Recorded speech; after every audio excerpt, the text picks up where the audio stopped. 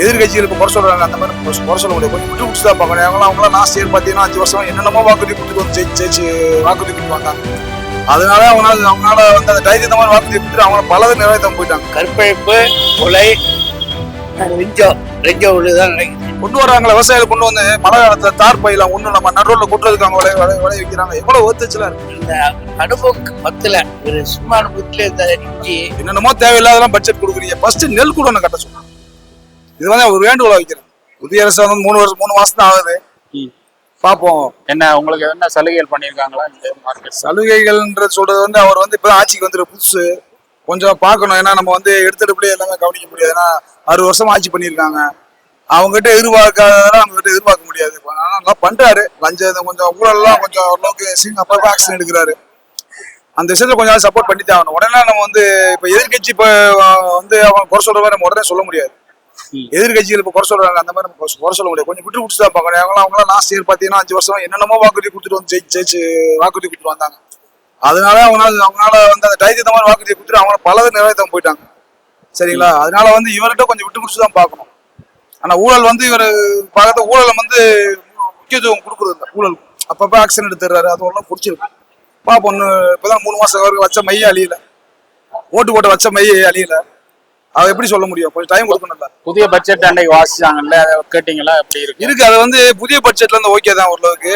நெல் குடோன் வந்து விவசாயிகளுக்கு வந்து இந்த நெல் குடோன் என்ன மெயினா அந்த எடுக்கணும். ஏன்னா கடந்த ஆட்சி அவங்களும் கார் ரேஸ் வைக்கிற அது வைக்கிற பணத்துக்காக வேஸ்ட் ஆகிட்டு போயிட்டாங்க. இவங்க வந்து ஃபர்ஸ்ட் வந்து விவசாயிகள் நெல் குடோன் இருக்கு பாத்தீங்களா, பார்க்க வளர்த்துச்சுல இருக்கு. அந்த நெல் பாத்தீங்கன்னா விளைஞ்சு போறப்ப அவங்க வந்து ஒரு குடோன் நல்ல குடோன் எவ்வளவு காசு பண்ற ஒரு பட்ஜெட் ஒதுக்கிட்டு அந்தந்த டிஸ்ட்ரிக்ட் நெல் விளையிற ஏரியா இருக்கு இல்லைங்களா, தஞ்சாவூர் டிஸ்ட்ரிக்ட் அங்க விளையிற ஏரியால ஃபர்ஸ்ட் குடோன் கட்ட சொல்லும். குடோன் கட்டணும். Main godown.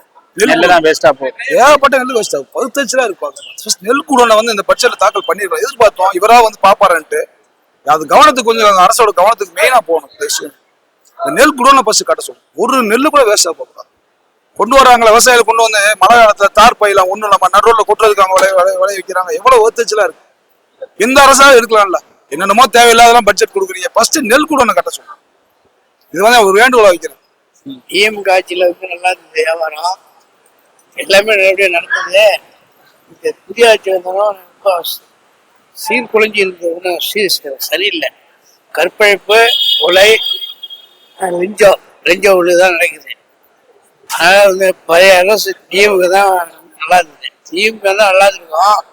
இந்த அனுபவம் பத்துல ஒரு சும்மா அனுபவத்துல இந்த அனுபவம் பத்தாத அனுபவம் என்ன இது எதை என்ன பண்றது, யார் எங்க போடுறது இல்லை. இளவிட்டா போட்டு பெரிய மூத்த அரசு போடல, சின்ன சின்ன பசங்களா போட்டு எல்லாம் மினிஸ்டர் அது இதுன்னு போட்டு சீர்குலைஞ்சிருக்கு.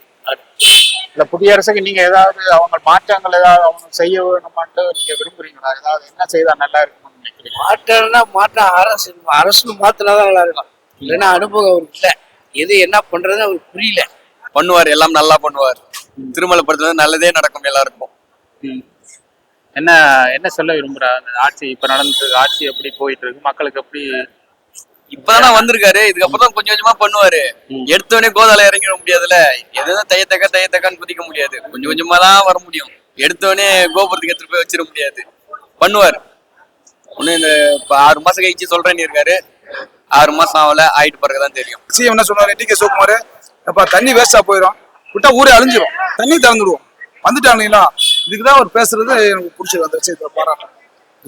கர்நாடகாக்குள்ள தமிழ்நாட்டு வண்டி என்ன வரக்கூடாதுன்னு சொல்லி பார்டர்ல க்ளோஸ் பண்றாங்க. என்ன சொல்றதுன்னா அங்க இருக்கிற லோக்கல் லெட்டர் பேட் கட்சி இருக்குங்களா, இந்த வாட்டாள் நாகராஜன் சொல்லிட்டு லெட்டர் பேட் கட்சி இருக்குங்களா, அவங்க எடுக்கிறது தான் தேவையில்லாத. என்னங்க நான் வேற நாடா? அரசார கொடுத்தா தண்ணி கொடுத்தா யாரு அரசியலாக்காம கொடுத்தா வெளியே தெரியாது. அரசியலாக்கிறப்ப பிரச்சனைகள் ஜாஸ்தி. தூண்டி விடுறது ஒரு தூண்டுதல் தான். அதை போய் இப்ப விஜய் வந்து நேர்ல பேசுறேன்னாரு.